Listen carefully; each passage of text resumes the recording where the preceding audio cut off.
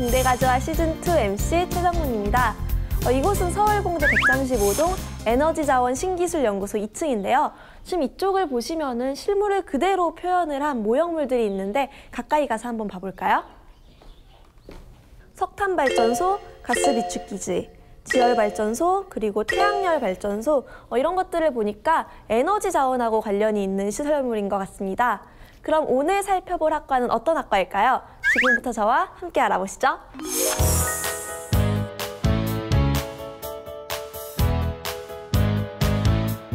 중고생들이 직접 찾아가는 서울공대 진로 작성 탐사 프로그램 최정문의 공대가 좋아 시즌2. 안녕하세요, 여러분. 안녕하세요. 네, 만나서 반갑습니다. 오늘은 인천 승도구 EXP 동아리에서 이렇게 참여를 해주셨는데요. 네, 오시느라 정말 수고 많으셨습니다. 오늘 여러분들은 어떤 학과 때문에 찾아왔죠?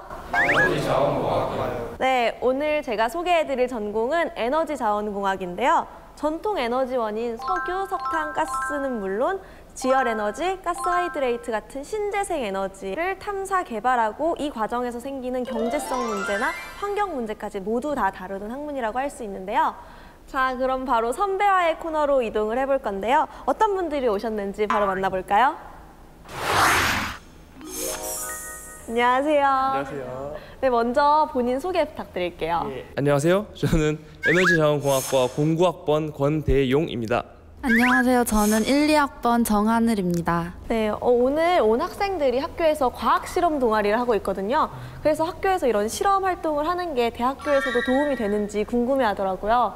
어떻게 생각하세요? 일단 공대에 오면 저희가 1학년 때 필수적으로 들어야 되는 교양 과목에 과학 실험이 포함되어 있어요. 그래서 고등학교 때 미리 과학 실험 동아리에 들어서 실험도 해보고 보고서도 써보고 등의 활동을 했으면 대학교에 와서도 크게 도움이 될 거라고 생각합니다. 그리고 교양뿐 아니라 올라가서 전공 과목에서도 실험을 많이 포함하기 때문에 계속해서 도움이 많이 될 거라고 생각합니다. 네, 알겠습니다. 그럼 이제 학생 여러분들이 준비해온 질문을 들어볼 시간인데요. 먼저 한재진 학생부터 시작해볼까요? 제가 이과생이다 보니까 영어가 좀 약한데요. 선배님들은 전공을 공부하시면서 영어가 얼마나 중요하다고 생각하시나요? 저희 과 특성상 이제 해외 인턴을 많이 나갈 기회가 많아요. 저도 이제 미얀마랑 일본이랑 이렇게 2차례를 갔다 왔는데 그때 이제 가장 제가 크게 느꼈던 점이 외국인들이랑 이제 얘기를 해야 되니까 영어가 굉장히 중요하다는 걸 많이 느꼈거든요. 그래서 만약에 저희 과에 오고 싶으시다면 굉장히 영어 공부를 열심히 하시는 게 좋지 않나 생각합니다. 그리고 전공 과목을 이제 공부할 때도 이제 전공 서적 자체가 이제 원서가 많다 보니까 영어 공부는 확실히 많이 필요하다고 생각이 됩니다. 지금까지 선배님들이 전공 공부를 하면서 가장 힘이 있었던 과목이 무엇인지 말씀해 주세요. 2학년 2학기 때 들었던 에너지 환경 기술 경영이라는 과목이 가장 인상 깊었는데요. 다른 전공 과목의 경우에는 수학이나 물리 등 과학 이론을 적용하는 과목이 많이 있어요. 근데 에너지 환경 기술 경영 과목은 저희가 배운 그런 과학 이론을 바탕으로 직접 실생활에 적용을 하는 것을 수업 과정 내에서 하게 됩니다. 그래서 제가 수업할 때는 서울대 기숙사 에너지 공급 시스템을 저희가 직접 바꾸는 거를 했는데요. 어떤 경제적인 효과가 있고 환경적인 측면에서는 어떻게 달라질지에 대해서 직접 참여하게 되었습니다. 그래서 그 과목이 가장 인상 깊게 남습니다. 네, 학생들이 준비해온 질문이 모두 다 끝났는데요. 오늘 함께한 소감이 어떠세요? 일단 고등학생들 친구들 보니까 굉장히 제가 고등학생일 때가 많이 생각이 나고요. 그다음에 지금 과학 동아리를 하고 계시다고 들었는데 이렇게 열심히 지금부터 적극적으로 하시는 모습 굉장히 보기 좋다고 생각됩니다. 네, 이렇게 공대에 관심을 갖고 찾아주어서 고맙고 앞으로 더 멋진 모습으로 대학생이 되어서 만났으면 좋겠습니다. 네, 알겠습니다. 오늘 참석해주신 두 분을 위해서 감사의 박수 부탁드릴게요. 네, 그럼 바로 여러분들이 뵙고 싶어하는 교수님을 만나볼까요? 이번 시간은 에너지자원공학과가 어떤 학과인지 알아보는 미니 강연 시간입니다. 교수님이 지금 저 문 앞에 서 계시는데 다 같이 바로 불러볼까요? 네. 자, 다 같이 하나, 둘, 셋. 민기복 교수님 나와주세요.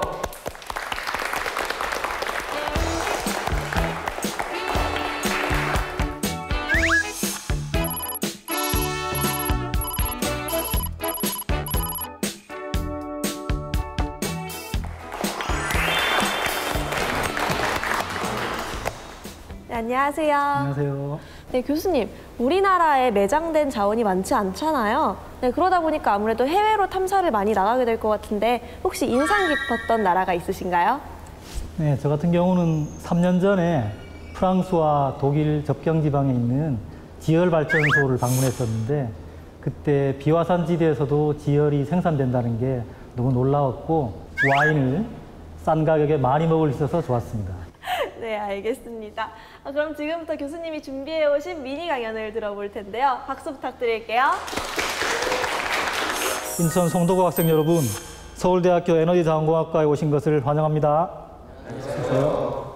에너지자원공학과는 뿌리다 이렇게 생각합니다. 뿌리는 겉으로 드러나지는 않지만 튼튼한 줄기와 화려한 가지에 영양소, 즉 에너지를 공급하는 중요한 역할을 합니다.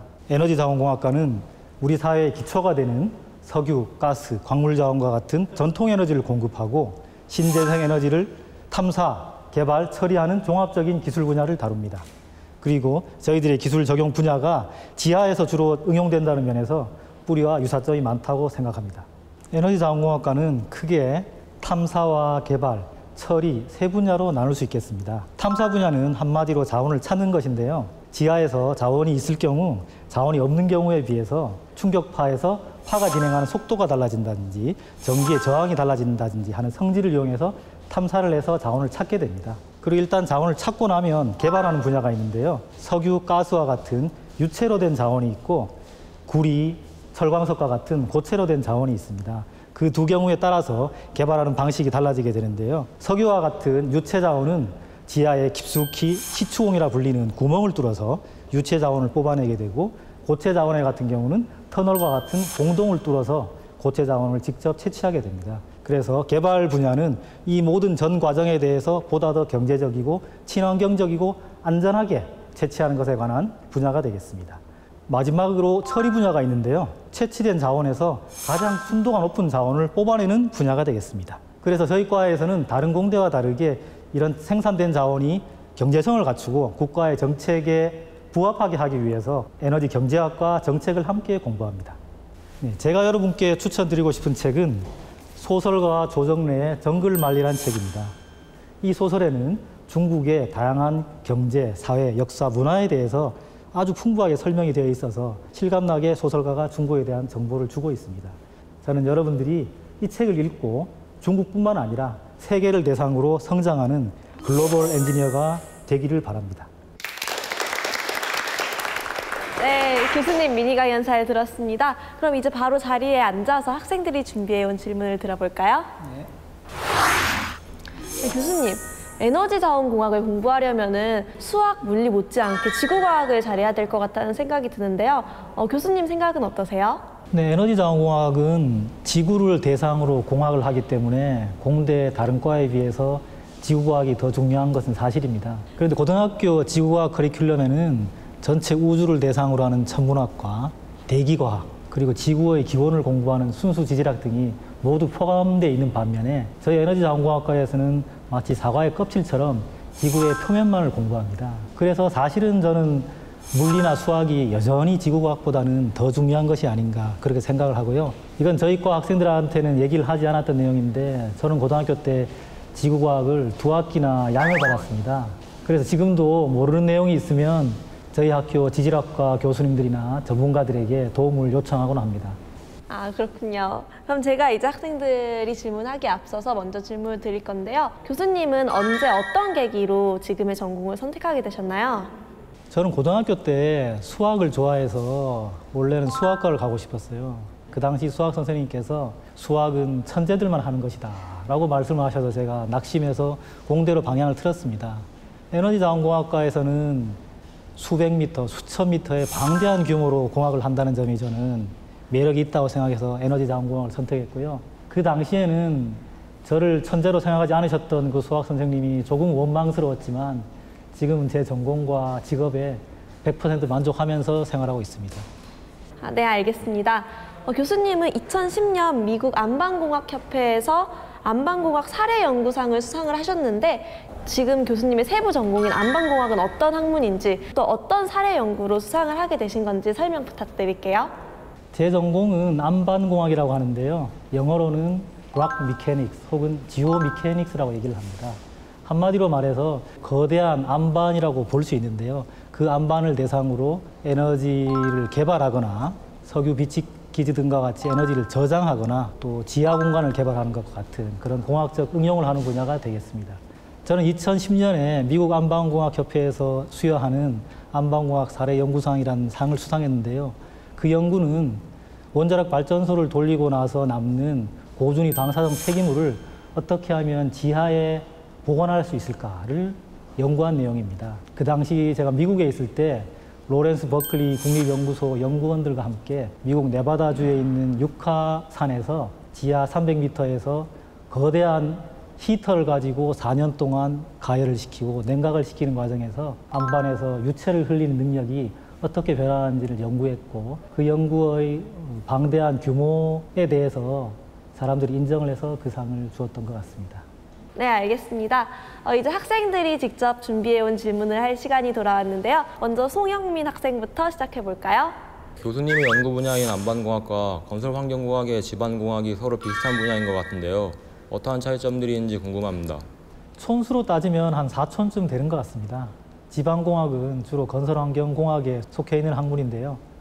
주로 교량, 건물 기초 등과 같이 사인프라에 적용되는 것을 감안하기 때문에 적용되는 심도가 주로 수십 미터 정도의 얕은 심도가 되겠습니다. 하지만 에너지 자원의 경우에는 수백 미터, 깊게는 수천 킬로미터에 존재하는 경우가 많기 때문에 보다 깊은 심도에 적용된다는 점이 차이점이 되겠습니다. 하지만 해저 터널이나 최근 화제가 되고 있는 싱크홀 문제처럼 두 분야가 서로 협력해야 될 경우도 많이 생깁니다.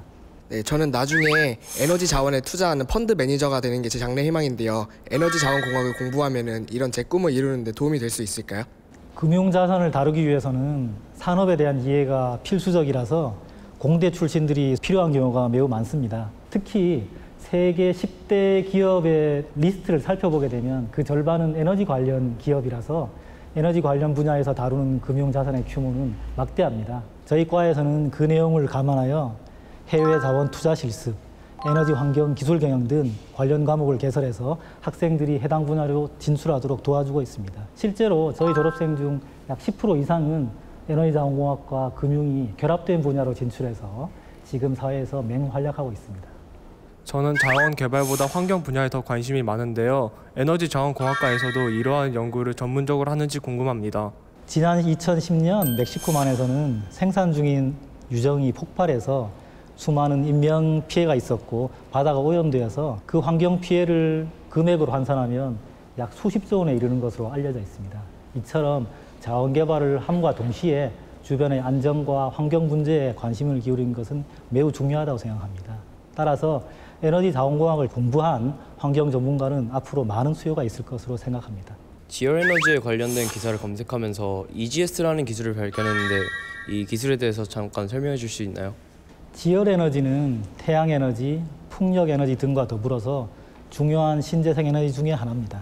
실제로 전 세계 전력 생산의 0.3%는 땅속에 뜨거운 물을 끌어올려서 지열 발전을 하는 전기를 생산하고 있습니다. 하지만 이러한 지열 발전은 땅속의 온도가 뜨거운 화산지대에만 국한이 된다는 단점이 있습니다.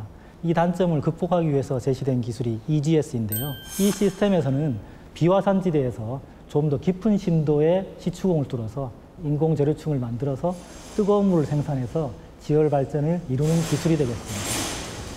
이미 유럽과 미국에서는 시험적인 생산이 되고 있고 우리나라에서도 EGS 기술의 잠재력을 인정받아 많은 연구가 수행되고 있고요. 실제로 포항 지역에서 국내 최초로 EGS 실증 연구를 수행하고 있습니다. 저는 석유, 석탄을 제외한 미래 대체 에너지에 대해서 관심이 많은데요. 그럼 에너지를 다루는 학문인 전기공학, 원자핵공학 등 여러 비슷한 전공들이 있는데 에너지 자원공학에서 다루는 에너지는 어떤 건지 알려주세요. 석유, 가스, 석탄, 철광석 등과 같은 전통적인 자원은 사실은 여러분 세대에서도 중추적인 역할을 앞으로 계속할 것입니다. 하지만 이런 전통 자원을 개발할 때 특히 연소를 시킬 때 발생하는 이산화탄소는 지구온난화의 주범이 되어서 이를 대체할 만한 에너지 자원의 개발은 매우 중요합니다. 저희 학과에서는 신재생 에너지에 대한 기본적인 이해를 높이기 위해서 신재생 에너지란 과목을 개설하고 있으며 이러한 신재생 에너지를 국가에서 장려하기 위한 정책에 대해서 공부를 합니다. 특히 기술적으로는 지열 에너지 개발이 전통 에너지 자원 개발과 유사하기 때문에 더 연구를 많이 하는 분야이기도 합니다. 제 꿈이 북극해에 나가 자원 탐사를 하는 것인데요. 그럼 우리나라의 현 진행 상황과 앞으로의 전망은 어떤지 말씀해 주세요. 북극에는 석유, 가스와 산업의 비타민으로 불리는 희유금속 등이 풍부히 매장되어 있는 것으로 알려져 있습니다. 우리나라에서도 국책연구기관인 극지연구소, 지질자원연구원 등에서 북극에 있는 자원을 탐사하기 위해서 많은 연구를 하고 있는 것으로 알고 있고요. 북극의 경우 우리나라의 영토가 아니기 때문에 인근에 있는 러시아와 핀란드 등의 국가들과 협력하여 개발할 준비를 하고 있어서 앞으로의 수요는 더욱더 증가할 것으로 예상합니다. 자원 탐사, 개발 분야의 선진국들과 비교하면 우리나라의 수준은 어느 정도이며 앞으로의 성장 가능성은 얼마나 되는지 교수님의 생각을 듣고 싶습니다. 우리나라는 20여 년 전만 하더라도 에너지 빈국이라는 이유로 개발에 대한 투자가 미약해서 선진국들과 기술 격차가 컸던 것이 사실입니다. 하지만 최근에는 에너지 안보에 대한 중요성을 많이 인식하게 되어서 선진국들과 기술 격차가 많이 줄어든 것으로 평가하고 있고요. 저희 에너지 자원 분야는 막대한 규모에 비해서 우리나라는 종사하는 사람들의 숫자가 부족하기 때문에 앞으로 더욱더 성장 가능성이 크다고 생각합니다. 네, 이장혁 학생까지 질문이 모두 다 끝났는데요. 학생들이 가장 궁금해하는 질문 중에 하나인 졸업 후 진로는 어떻게 되나요? 네, 졸업 후 진로는 크게 기업, 연구소, 대학 등으로 나눠지는데요. 기업의 경우 공기업은 한국석유공사, 한국가스공사, 한국광물자원공사 등으로 진출을 합니다. 사기업의 경우는 SK이노베이션, LG인터내셔널, 대우인터내셔널 등과 같은 자원개발 전문기업으로 진출하고요. 연구 분야는 한국지질자원연구원에 많이 진출을 해서 단일한 연구기관으로는 저희 졸업생들이 가장 많이 진출한 분야가 되겠습니다. 또 특히 최근에는 우수한 졸업생들이 쉐브론, 엑손모빌 등과 같은 해외 글로벌 기업으로 직접 진출하는 사례도 많이 있고요. 또한 에너지나 에너지 자원 개발 관련 금융, 컨설턴트로도 많이 진출하고 있습니다. 네, 이제 공대가 좋아 시즌2 마지막 공식 질문만 남았습니다. 교수님에게 공대란? 제게 공대는 보름달입니다. 우리는 보름달을 보고 우리의 소원을 비는데요. 우리가 지금 쓰는 인터넷, 스마트폰, 과거에는 소원으로만 존재하는 것인데 지금은 실현이 된 것입니다. 그래서 공대는 소원을 빌었던 것을 이루어진다는 면에서 보름달로 비유하고 싶습니다. 오늘 이렇게 학생들과 대화를 모두 다 마쳤는데요. 소감이 어떠세요? 제가 고등학교 때는 주변에 공대를 다니는 형들이나 선배들이 부족해서 생생한 얘기를 못 들었는데 지금 학교까지 찾아와서 이런 얘기를 듣는 여러분들을 보니까 부럽습니다. 앞으로 오늘 들은 내용을 바탕으로 여러분들 진로에 대해서 현명한 생각을 하기를 바랍니다. 네, 알겠습니다. 오늘 이렇게 참석해 주신 학생 여러분들 수고 많으셨고요. 교수님 앞으로 하시는 연구나 모든 일에 있어서 좋은 성과 있기를 바라겠습니다. 감사합니다.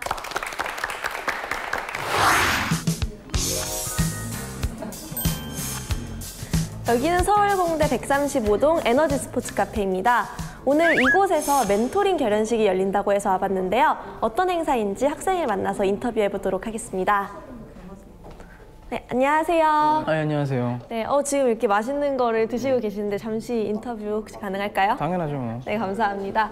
우선 이 행사가 열리고 있는 이 장소에 대해서 좀 궁금하거든요. 에너지 스포츠 카페가 어떤 곳인가요? 과 이름이 에너지 자원공학과인데 그 뭐 명성에 걸맞게 여기가 일단 지열 에너지로 운영되고 있거든요. 저희 학부생들이나 대학원생분들이 시간이 남으실 때 와서 같이 탁구를 치시면서 뭐 담소를 나누시거나 과에서 뭐 기념할 만한 행사, 뭐 개강이나 종강 그런 게 있을 때 같이 모여서 뭐 치킨도 나눠 먹고 하면서 즐거운 추억을 남기는 그런 자리를 할 수 있죠. 네, 그럼 오늘 열리고 있는 이 행사에 대해서 여쭤볼게요. 어떤 행사인가요? 저희 에너지자원공학과가 2014학년도부터 멘토링 활동을 시작했거든요. 그래서 1학기 때 이미 한번 진행이 됐고 성공적으로 끝마쳐서 2학기 때도 또 하게 됐는데 그 멘티끼리 첫 만남을 가지는 그런 결혼식을 지금 하고 있어요. 네. 그럼 오늘 멘토님 처음 만나보셨을 것 같은데 네. 앞으로 멘토님한테 어떤 거를 여쭤보고 싶으세요? 멘토형 누나분들이 아무래도 대학원생분들이시니까 대학생활에 여러 가지 있겠지만 뭐 성적, 뭐 연애, 동아리 이런 게 있는데 궁금한 게 있으면 틈틈하게 물어보고 답변도 얻고 뭐 삶의 뭐 노하우도 얻고 그러고 싶어요. 네, 그럼 이제 제가 마지막 질문을 드릴게요. 미래 후배들에게 우리 과에 대해서 한마디로 자랑을 하자면? 저는 에너지자원공학과는 석유와 같다라고 표현을 하고 싶어요. 석유가 양이 적잖아요, 지금. 저희 학과 인원이 28명밖에 안 되거든요. 되게 소수 정예예요. 그래서 그런 점에서 또 연관을 짓고 싶고, 또 에너지 산업이 어떤 나라의 기반이 되는 산업이잖아요. 꼭 필요한 인력들인데 그런 점에서 석유와 에너지자원공학과가 닮아 있다고 생각을 해서 그래서 에너지자원공학과는 석유와 같다라고 표현하고 싶어요. 네, 알겠습니다. 오늘 이렇게 인터뷰 응해주셔서 정말 감사합니다. 감사합니다.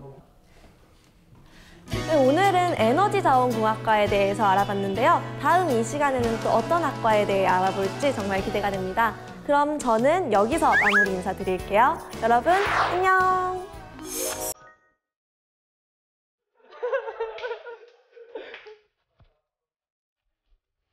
예, 선생님. 네. 혹시 진짜 저희 학교 한번 예, 불러주시죠. 한번 봐주시면.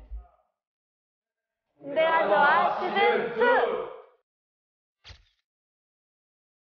평소에 자료를 잘 찾아볼 수 없었던 에너지자원공학과에 대해서 전문 지식이 있는 선배님들과 그리고 교수님을 만날 수 있었고 또 프로그램이 끝난 뒤에도 교수님에게 기술적으로 궁금했던 면들을 질문할 수 있어서 좋았습니다. 이번 기회에 진로에 대해서 더욱 탐색해볼 기회를 갖고 이렇게 서울대 교수님과 직접 대면하는 흔치 않은 기회를 가지게 되어서 굉장히 유익했던 시간 같습니다. 이번에 어떻게 기회가 돼서 이렇게 서울대학교까지 와서 민기복 교수님과 함께 상당히 저희 송도고등학교 과학실험부 EXP랑 상당히 좋은 시간 보내는 것 같고요. 저희가 해놓은 연구들을 교수님께 보여드릴 수 있게 나중에 교수님이 저희 학교에 한번 꼭 찾아오셨으면 좋겠어요.